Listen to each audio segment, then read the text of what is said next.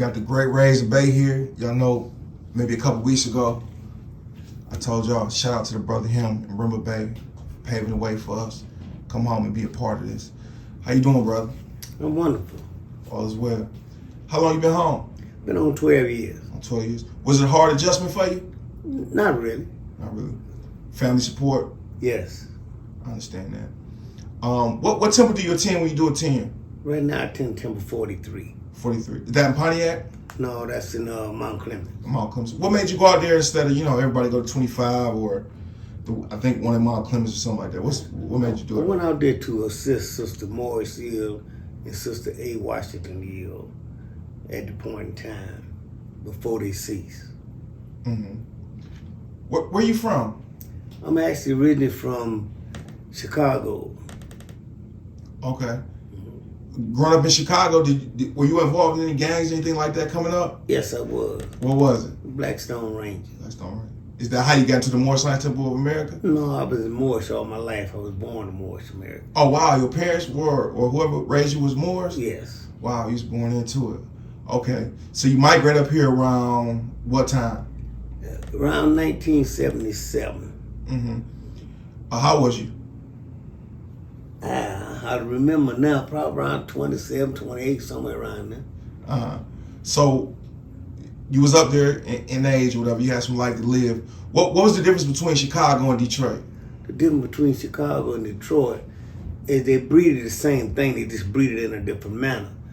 And when I came to the state of Michigan, I learned that there was a lot of activity in the gang front.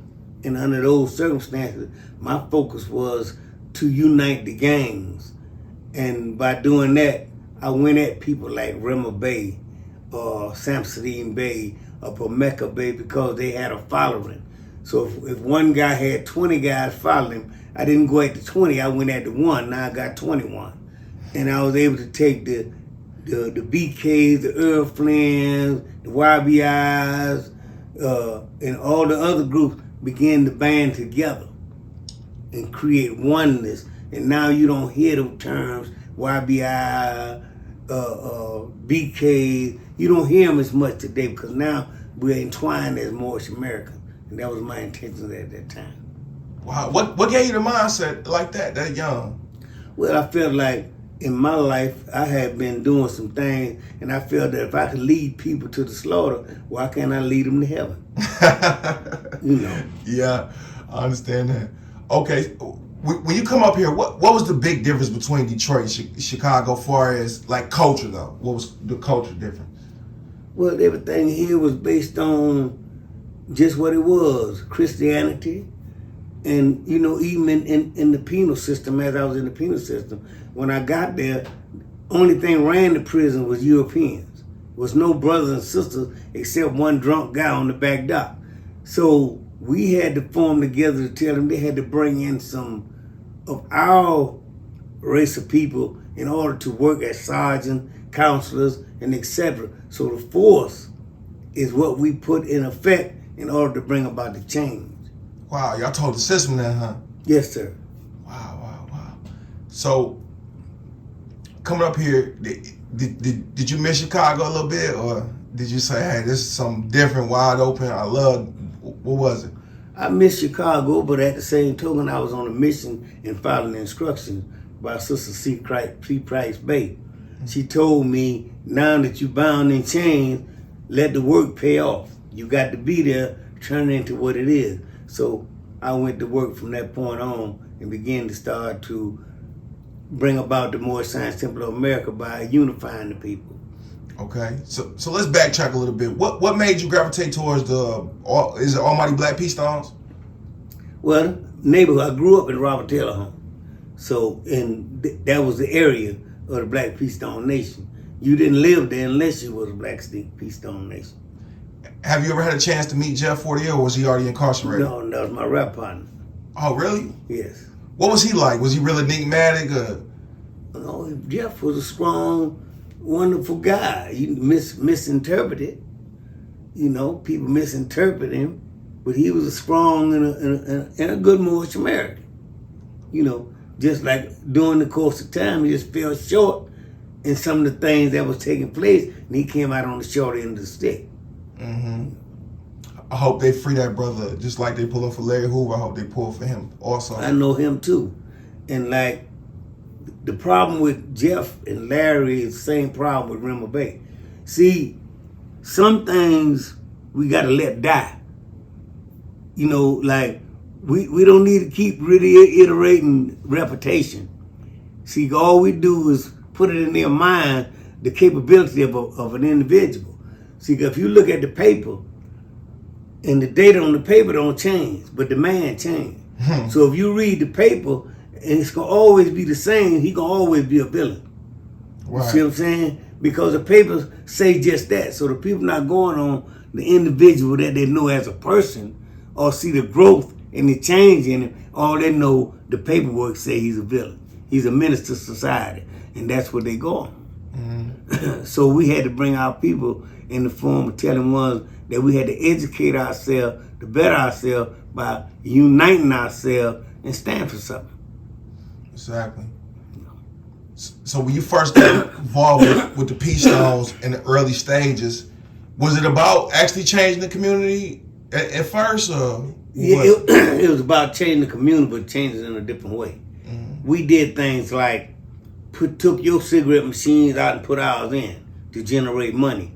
We did things like took care of the neighborhood. We did things like it was taboo to sell drugs to children. It was taboo to attack an elder or a family member because you had a problem with somebody instead of dealing with that person individually. We had principles in the Blackstone Ranger. And those principles, you weren't able to do those things on the outside of the rims or what the guideline was laid down for us to do. Wow. You know. So that's why it was called the Main 21. Wow, okay. And was Jeff, the Main 21, I heard that he was the first stone, the first brick in the pyramid or something like that? No, it was Mickey Caldwell, Mean, Bull Harris, Thunder, and Jeff, but it was a 21 leaders because of 21 branches, the Peace Stone, the Black Stone, the Cobra Stone, so forth and so on. And each one of them had a representative. It's called the Main 21.